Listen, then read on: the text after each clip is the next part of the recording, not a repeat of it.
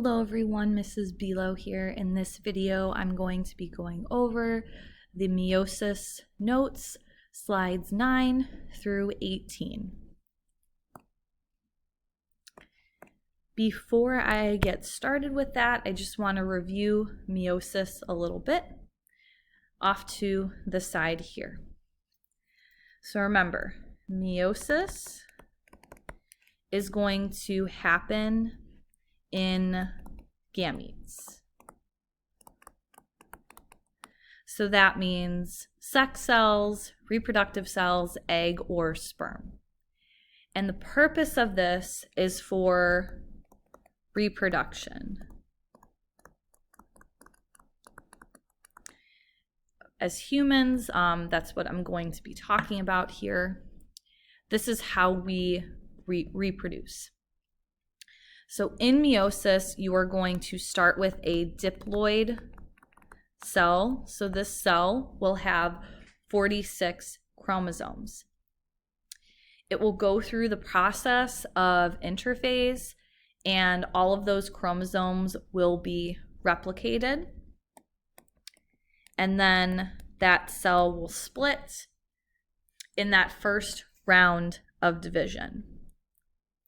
Now, these cells technically have 23 chromosomes each, but they're 23. So let me kind of put a little note here. So they have 23 replicated chromosomes.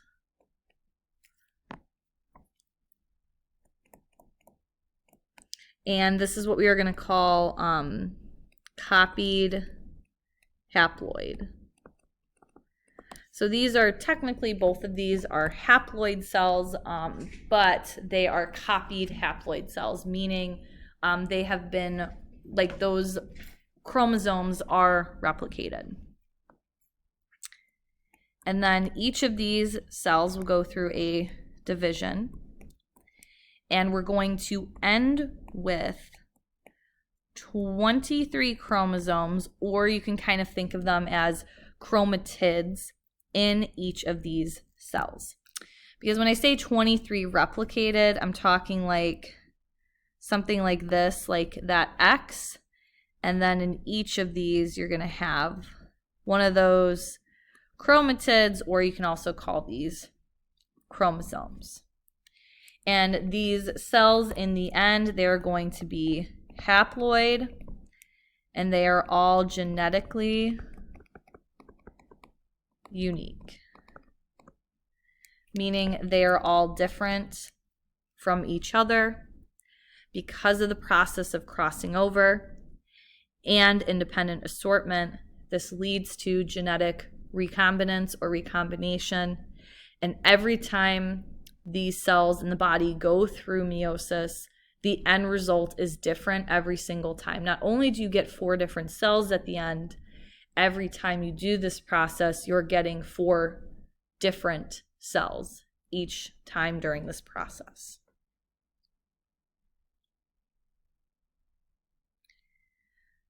All right, so I want to start by distinguishing between the 2 rounds of division. There are some key things to look for to know if you are in the first round of division, meiosis 1, so prophase 1, metaphase 1, anaphase 1, telophase 1, or if you are in meiosis 2, prophase 2, metaphase 2, anaphase 2, telophase 2. So here is a key difference. Meiosis 1 is the first round of division, and that's going to involve the separation of tetrads or homologous chromosomes.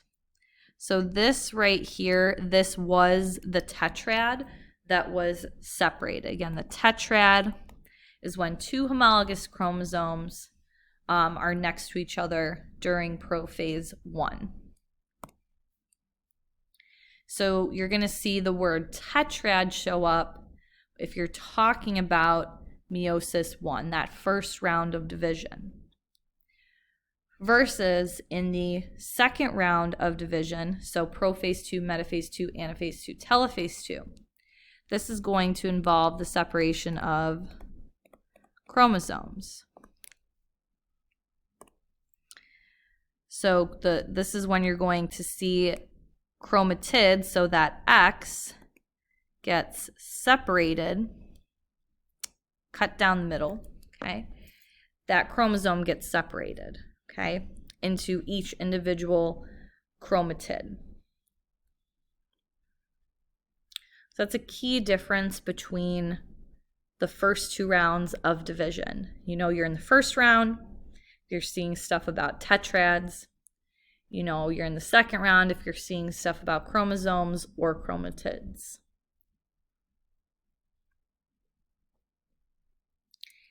Now, just like in mitosis, interphase will occur.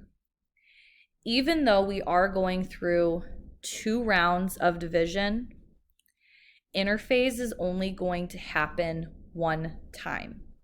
You will not do interphase again before entering the second round of division. So there is only one interphase. There's only one time we're going to replicate the DNA, and that's going to occur before meiosis 1 or prophase 1. There will not be another interphase before meiosis 2 or prophase 2.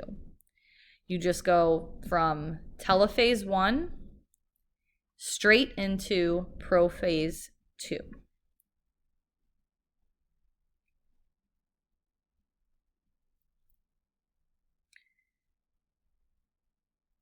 Before I get into the rounds of meiosis, I do want to start with the video here. In this video, we can assume that interphase has already occurred. The DNA has already been copied or replicated.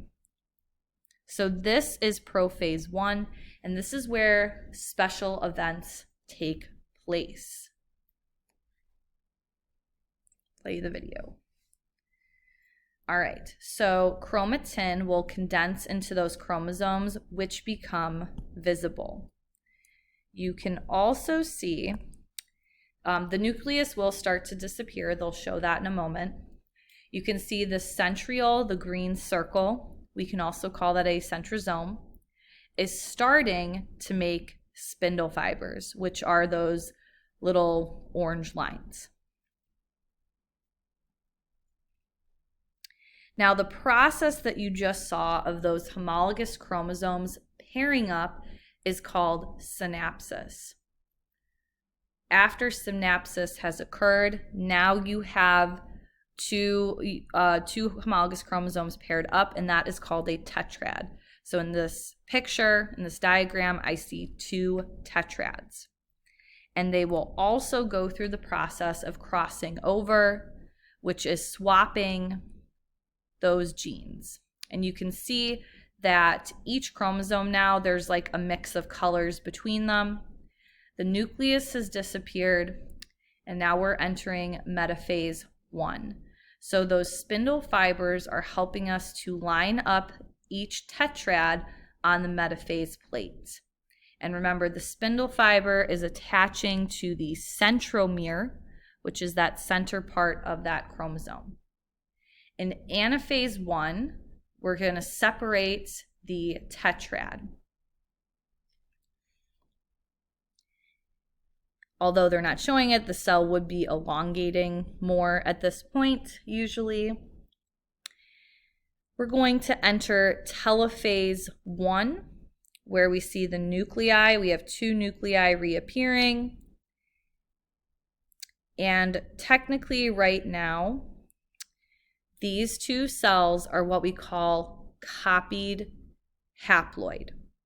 So they are haploid. You only have one copy. You only have one copy of each chromosome. That cell in the video only has two chromosomes. So let's say there's just a chromosome 1 and a chromosome 2. They have two copies, they have one copy of each, but these are not replicated, Okay, in the video, they are both replicated like this. Okay, so these cells are what we call copied haploid at the end of telophase 1. So they are haploid, but they are replicated. So now both of these cells are we're not going to go through interphase again. We're just going to go straight into prophase 2, which was very, very fast. Again, really just the nucleus disappears, the centrioles or the centrosomes start to make the spindle fibers. And then in metaphase 2, there's no more tetrads at this point. So we just have chromosomes lining up on the metaphase plate. And then those chromosomes will be separated into their sister chromatids. And we're going to end with 4 cells that are all haploid, and they are all genetically unique because they all are different from each other. You can see they're all different in terms of their colors, which is representing the genes.